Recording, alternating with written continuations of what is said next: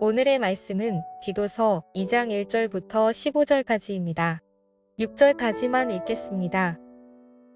오직 너는 바른 교훈에 합당한 것을 말하여 늙은 남자로는 절제하며 경건하며 신중하며 믿음과 사랑과 인내함에 온전하게 하고 늙은 여자로는 이와 같이 행실이 거룩하며 무함하지 말며 많은 술에 종이 되지 아니하며 선한 것을 가르치는 자들이 되고 그들로 젊은 여자들을 교훈하되 그 남편과 자녀를 사랑하며 신중하며 순전하며 집안일을 하며 선하며 자기 남편에게 복종하게 하라. 이는 하나님의 말씀이 비방을 받지 않게 하려 함이라.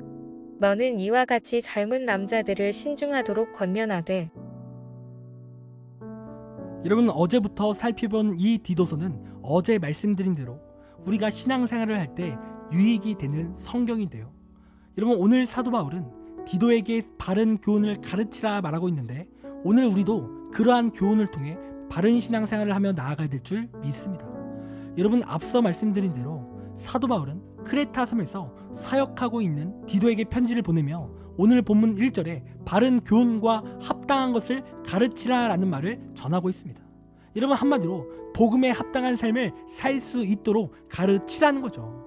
여러분, 그러면서 2절부터 말씀을 보면 늙은 남자와 늙은 여자, 또 젊은 여자와 젊은 남자, 그리고 종들에게 합당한 삶이 무엇인지 말씀을 전하고 있는 거예요. 여러분, 그렇다면 오늘 말하는 합당한 삶이란 무엇입니까? 여러분, 먼저 나이든 남자를 말하고 있는데, 여러분, 여기서 늙은 남자라는 것은 단순히 나이를 많이 먹은 남자를 말하는 게 아닙니다. 여러분, 여기서 말하는 나이든 남자라는 것은 교회를 이끌어갈 만큼 영적으로 성숙한 사람을 가리키는 말인 거예요. 여러분, 그래서 이러한 교회를 이끌어갈 사람들은 절제, 곧 술 취하지 않고 깨어 있어서 성도로서의 삶이 흐트러지지 않는 모습을 갖추어야 한다는 말을 하고 있다는 거예요. 여러분, 이들은 하나님 앞에 경건하여 존경받을 만한 위엄이 있어야 함을 강조하고 있다는 거죠. 여러분, 그리고 뒤이어서 나이든 여자들, 즉 성숙한 여성 리더들이 갖추어야 될 덕목을 제시하고 있는데요. 여러분, 이들은 모든 삶에서 행실이 하나님을 섬기듯 신중해야 함을 말하고 있습니다. 다른 사람을 헐뜯지 않아야 하며 또 술의 노예가 되지 않아야 함을 강조하고 있다는 거예요.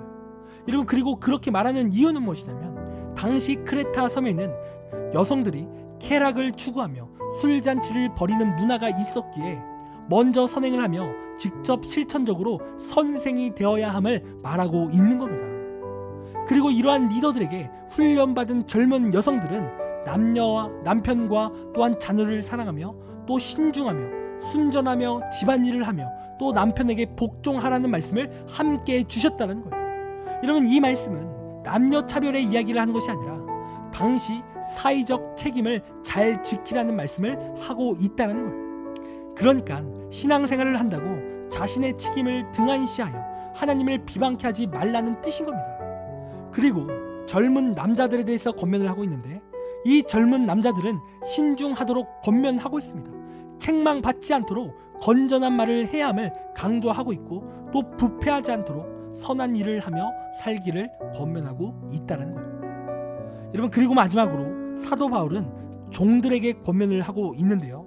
여러분, 1세기 그리스 로마 사회에는 노예 제도가 뿌리 깊게 자리 잡아 전체 인구의 3분의 1이 노예였습니다. 그리고 그리스도인 노예들 중에는 주 안에서 형제 자매가 된 그리스도인이라는 이유로 종들이 마땅히 해야 할 의무를 다하지 않는 일도 발생했다는 거예요. 그래서 바울은 디도에게 그리스도인 종들이 모든 일에 자기 주인에게 의무를 다하도록 가르치게 했었습니다. 노예는 주인을 기쁘게 하며 주인을 험담하지 말아야 하며 주인의 재산을 몰래 빼돌려 훔치지 말고 모든 면에서 진정한 신실함을 보여주어야 한다는 거예요. 그렇게 하면 노예들이 모든 일에서 우리의 구주이신 하나님에 관한 교훈을 빛나게 될 것을 권면하고 있다는 거예요. 그렇게 하면 노예들이 모든 일에서 우리의 구주이신 하나님에 관한 교훈을 빛나게 될 것을 말하고 있다는 겁니다. 여러분, 이렇듯 사도 바울은 디도에게 성도들이 합당한 삶을 살 수 있도록 잘 가르치기를 권면하고 있는 겁니다. 여러분, 그리고 이 말씀으로써 우리가 알 수 있는 사실은 무엇이냐면, 여러분, 성도란 변해야 된다라는 거예요.